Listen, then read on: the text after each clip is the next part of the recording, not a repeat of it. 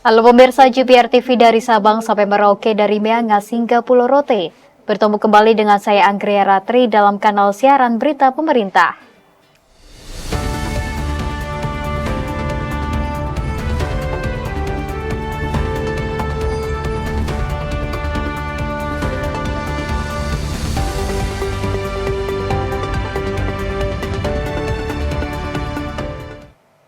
Kita ke informasi yang pertama pemirsa, Komisi Pemberantasan Korupsi Republik Indonesia kembali menggelar Hari Anti Korupsi Sedunia atau Hakordia yang diperingati setiap tanggal 9 Desember. Dalam peringatan ini, Ketua KPK Nawawi Pomelango mengajak seluruh elemen bangsa untuk bersatu dalam menciptakan Indonesia yang bebas dari korupsi. Komisi Pemberantasan Korupsi Republik Indonesia kembali menggelar Hari Anti Korupsi Sedunia atau Hakordia yang diperingati setiap tanggal 9 Desember. Peringatan Hakordia adalah bentuk upaya pengingat dan penyadaran kepada publik bahwa korupsi menjadi musuh bersama yang harus diberantas oleh seluruh elemen bangsa. Di tahun ini KPK menggelar Hakordia yang diselenggarakan di Gedung Merah Putih KPK Jakarta dengan mengusung tema Teguhkan Komitmen Berantas Korupsi untuk Indonesia Maju. Ketua KPK Nawawi Pomelango mengatakan peringatan ini menjadi ajang bagi KPK untuk memperlihatkan komitmen dan langkah konkret yang telah diambil dalam upaya melawan korupsi, serta mengajak semua pihak untuk bersatu dalam menciptakan Indonesia yang bebas dari korupsi dalam mewujudkan Indonesia Emas 2045. Bertepatan dengan puncak acara Hari Anti Korupsi Dunia ini, KPK memamerkan dan melakukan lelang secara online hasil barang rampasan dari para tersangka dan terpidana kasus rasuah yang ditanganinya. Selain itu juga dilakukan peluncuran program anti korupsi, Expo Pemberantasan Korupsi yang melibatkan lembaga aparat penegak hukum dan pengawasan, hingga berbagai kegiatan seminar anti korupsi. Sebagai negara yang telah meratifikasi Konvensi PBB melawan korupsi tahun 2003, yang telah diratifikasi dengan Undang-Undang Nomor 7 Tahun 2006.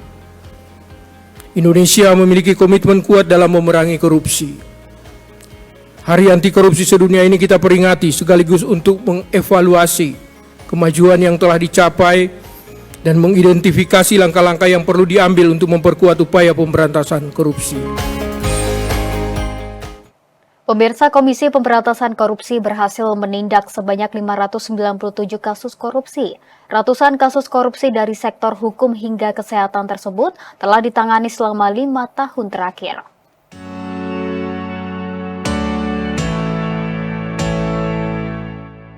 Komisi Pemberantasan Korupsi berhasil menindak sebanyak 597 kasus korupsi dalam 5 tahun terakhir. Sejumlah perkara yang berhasil ditindak KPK itu dari sektor hukum, pembangunan, infrastruktur, perizinan, sumber daya alam, pendidikan, hingga kesehatan. Ketua KPK Nawawi Pomelango mengatakan penanganan korupsi tidak hanya sampai dengan memberikan hukuman penjara, tetapi juga memberikan efek jera kepada pelakunya. Koruptor dijerat dengan tindak pidana pencucian uang sebagai bentuk dari pengembalian aset terhadap negara atau aset recovery. Dari penanganan perkara dalam kurun waktu 2020 hingga 2024, KPK berhasil melakukan aset recovery yang menjadi salah satu sumbangsi nyata bagi pemberantasan korupsi terhadap pemasukan kas negara melalui penerimaan negara bukan pajak sebesar 2,4 triliun rupiah. Sementara itu, kasus untuk tahun 2024 total aset recovery adalah sebesar 677 miliar rupiah. Pada upaya penindakan tindak pidana korupsi sejak tahun 2020 sampai dengan 2024 ini, atau selama kurang lebih 5 tahun terakhir ini, Komisi Pemberantasan Korupsi telah menangani 597 perkara. Beberapa perkara tersebut terjadi di berbagai sektor seperti hukum, pembangunan, infrastruktur, perizinan, sumber daya alam, pendidikan, hingga kesehatan. Kita beralih ke informasi lainnya pemirsa. Menteri Koordinator Bidang Hukum dan Hak Asasi Manusia, Imigrasi dan Pemasyarakatan Yusril Iza Mahendra memastikan terpidana mati kasus narkoba Mary Jane Peloso dipulangkan ke Filipina sebelum Natal 2024. Keputusan itu disepakati melalui penandatanganan Practical Arrangement, pengaturan praktis antara Menko Kumham IMPAS Yusril dengan Wakil Menteri Kehakiman Filipina Raul Vasquez di kantor Kemenko Kumham IMPAS Jakarta.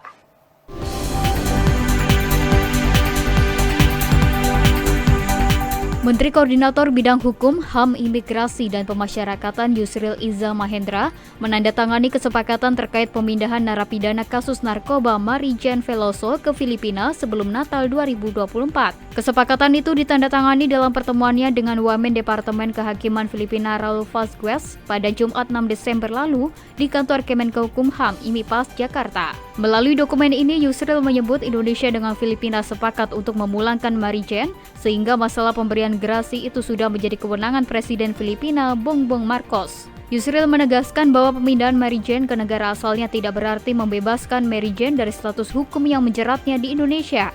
Bahkan Yusril mengatakan Indonesia tidak pernah mengampuni kasus terpidana narkotika hingga saat ini. Kita tidak memberikan pengampunan atau memberikan kasih kepada terpidana, tapi kita sepakat untuk memulangkan yang bersangkutan ke Filipina, dan terus selanjutnya kewajiban untuk melakukan pembinaan terhadap narapidana Marijen Veloso menjadi tanggung jawab dari pemerintah Filipina. Yusril menambahkan upaya pemindahan ini merupakan suatu bentuk kerjasama yang terjalin antara Indonesia dengan Filipina.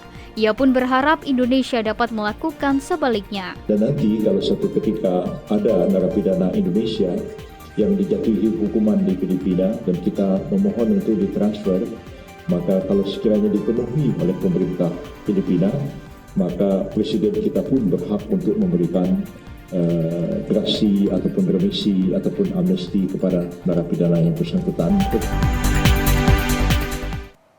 Pemirsa, pemerintah mulai menyiapkan relokasi bagi warga terdampak tanah bergerak di Desa Sukaraja dan Desa Wargasari, Kecamatan Kadupanda, Kabupaten Cianjur, Jawa Barat. Kepala Badan Nasional Penanggulangan Bencana Lejen TNI Suharyanto mengungkapkan, relokasi perlu dilakukan guna menghindari risiko yang lebih besar akibat curah hujan yang tinggi dan geografis yang rawan bencana. Kepala Badan Nasional Penanggulangan Bencana Lejen TNI Suharyanto menegaskan korban terdampak pergerakan tanah di 3 desa Kecamatan Kadupanda, Kabupaten Cianjur, Jawa Barat harus segera direlokasi. Hal ini dilakukan untuk menghindari risiko yang lebih besar mengingat kawasan tersebut terus mengalami pergerakan tanah akibat curah hujan tinggi dan kondisi geografis yang rawan bencana. Suharyanto meminta kepada pemerintah daerah untuk bergerak cepat menyiapkan lahan yang dikhususkan bagi tempat relokasi. Jadi yang rusak itu harus direlokasi. Alhamdulillah dari kepala desa sudah menyiapkan tanah relokasi, sehingga mungkin kalau pendatanya cepat, saya pikir karena ini tidak terlalu banyak dan tadi sudah kita sepakat untuk lebih cepat, segera mereka akan direlokasi.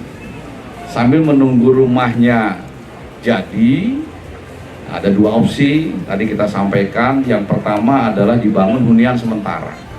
Sesuai petunjuk dari BNPB, kepala keluarga yang rumahnya rusak berat akan direlokasi, mendapat bantuan pembangunan rumah sebesar 60 juta rupiah dan uang sewa rumah atau dibangunkan hunian darurat. Selama pembangunan rumah dilakukan, Suharyanto mengatakan warga akan mendapat bantuan sewa rumah sebesar Rp500.000 selama 6 bulan atau dibangunkan hunian darurat di lokasi yang dinilai aman dari pergerakan tanah.